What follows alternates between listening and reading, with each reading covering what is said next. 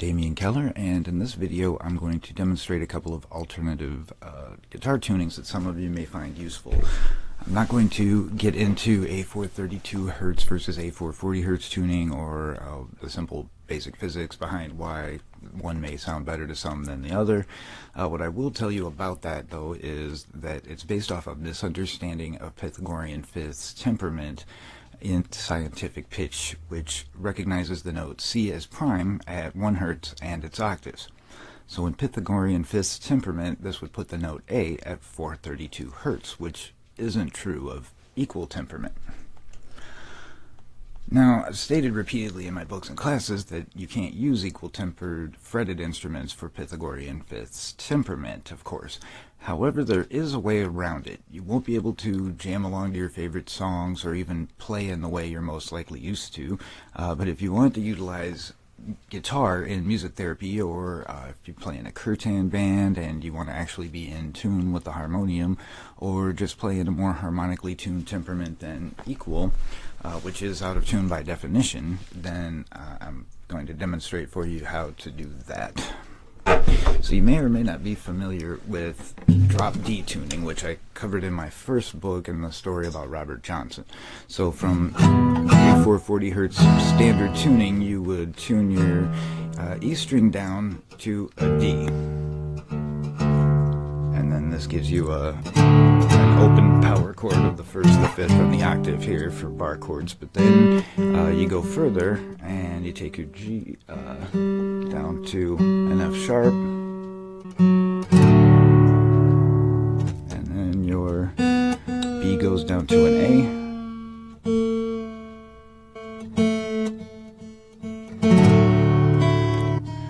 E, of course, down to a D again. So that's how you do drop D tuning. Now, why not keep going down to either the C sharp Vedic AUM at 136.10 Hz and its octaves, which you could hear in a tuning fork or in a Tibetan singing bowl. So it's just as easy, especially if you use the Pitch Lab app. Now, what you would do is go to your options, take your A4 frequency down to 432, and then your preset temperament from equal to Pythagorean perfect. Then you retune down just a little bit, a half step on each string, your D, E string, which is at a D, down to a C sharp at 68.5 Hz, really low one, and then the A would go down to G sharp at about 102 Hz. Here, you can start to hear the tuning more by ear because it's harmonious and not always pulsing and out of tune like equal temperament. So now your D goes down to a C sharp at 136.10. Now your G string 204 or so, which is getting a little tight, and hopefully you don't break a string. Then the B goes up to a C sharp at 272.2 Hz. And then the E, which is down at a D, would actually go up to F at 343. Again, getting a little tight, but you could play with a slide, or just simply bar chords. And so from here you could also go down another half step to C at scientific pitch, and again in Pythagorean fifths. So you're going to go down to a C at 64 Hz, your A down to G at about 96. Again, you can listen for it now, much easier.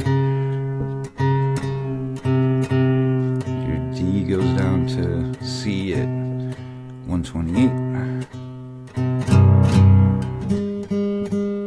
G down to 192 Hz,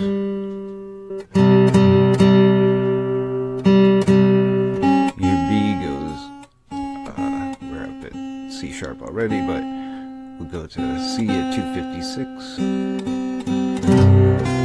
and then the E, we would want at around 324,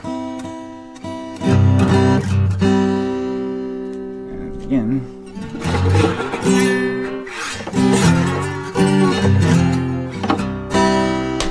open and bar chords. So I hope you found this video useful, and try it out, and it can be a lot of fun to just jam around in a little bit, not to utilize with other more naturally tuned instruments.